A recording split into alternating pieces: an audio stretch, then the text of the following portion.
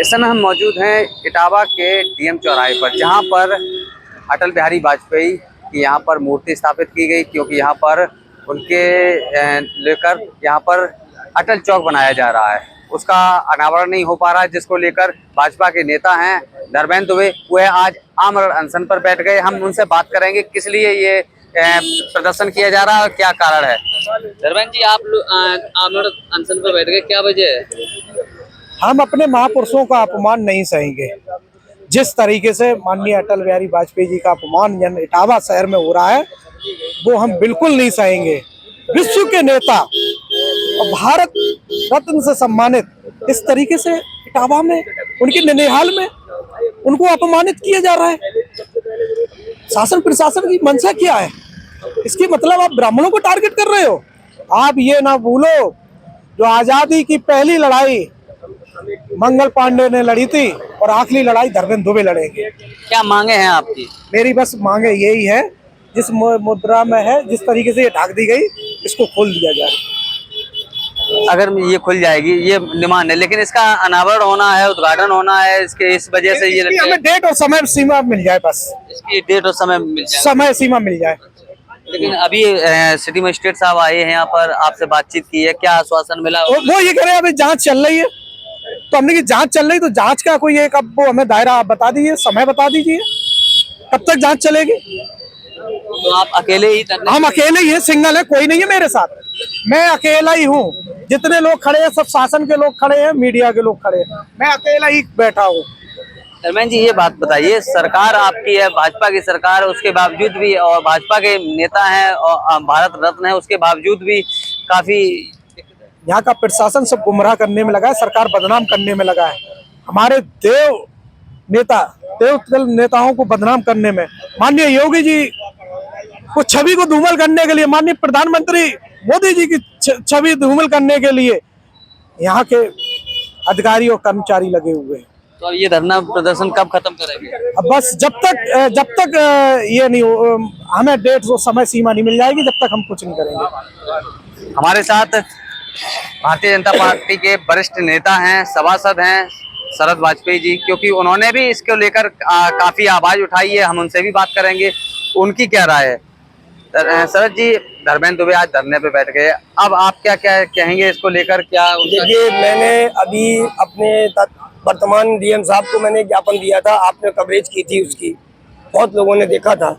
मैंने उनसे कहा था कि जो प्रतिमा है इसको सावधान की मुद्रा में लगवाइए या अभिवादन की मुद्रा में लगवाइए।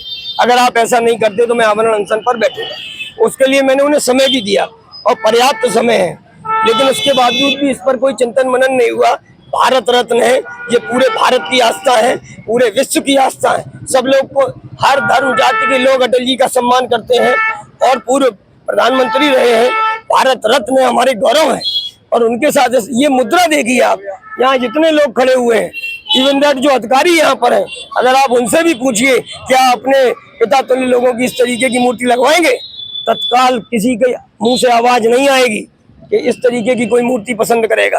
कहीं आपने देखा हो महापुरुष की मूर्ति कि ऐसे लगी हो, सावधान की मुद्रा हो या अभिवादन की मुद्रा हो।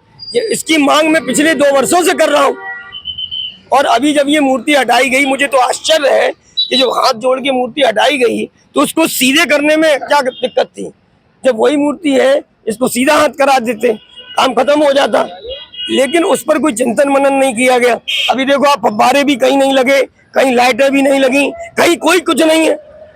केवल एक कविता उनकी गलत लिखी थी, वो बस उसी को सही करके थोड़ा किया गया है। उसके बाद ना छत्र लगा, अभी इस पे कबूतर कौवे सब तो करेंगे, खराब करेंगे मूर्ति को। तो इसके लिए हमें सजग रहना चाहिए। इटावा प्रशासन से भी मैं कह रहा हूँ कि मैं अपने भाई से कहूंगा कि उनको बहुत समय दे दिया, 2 साल का समय बहुत होता है। हम फिर भी अपने निवेदन करेंगे कि 10 दिन का समय हम और दें, और 10 दिन के बाद ये मूर्ति सावधान की मुद्रा में आए। उसके बाद इसमें फव्वारे और लाइटिंग और छत्र तीनों के साथ तब इसका अनावरण किया जाए, क्योंकि ये मूर्ति कतई बर्दाश्त करने लायक नहीं है। इतने लोग खड़े हैं, पूछिए अगर किसी के पिताजी की मूर्ति को इस अवस्था में लगवाए तो इसका अनावरण आप आज ही करा दीजिए। अच्छा, ये प्रशासन अगर मूर्ति का जो आप बता रहे जिस अवस्था में चाहिए है, अगर नहीं बदली जाती है तो सबसे पहले अपने भाई के साथ आमरण अनशन पर मैं नहीं, इटावा के हजारों लोग, यहाँ पूरा थाना गिरा होगा। ये भारत की आस्था है, अटल जी भारत की आत्मा है, अटल जी हमारे आदर्श हैं। अटल जी के साथ कोई भी किसी तरीके का अपमान बर्दाश्त नहीं होगा। ये कौन सी मूर्ति है, ये ऐसे कौन सी अवस्था होती भाई। हमने अपने विधायक जी से भी बात करी थी, वो भी इस पे बहुत गंभीर है और माननीय विधायक जी ने कहा है कि इसको हम जल्दी इस पर काम करेंगे। तो हमने अपने जिलाध्यक्ष जी से भी बात की है और मुझे विश्वास है कि प्रशासन को मैं अपने भाई से कहूँगा कि हम 10 दिन का समय इनको दे दें, क्योंकि देखिए एकदम तत्काल में तो हो नहीं जाएगी।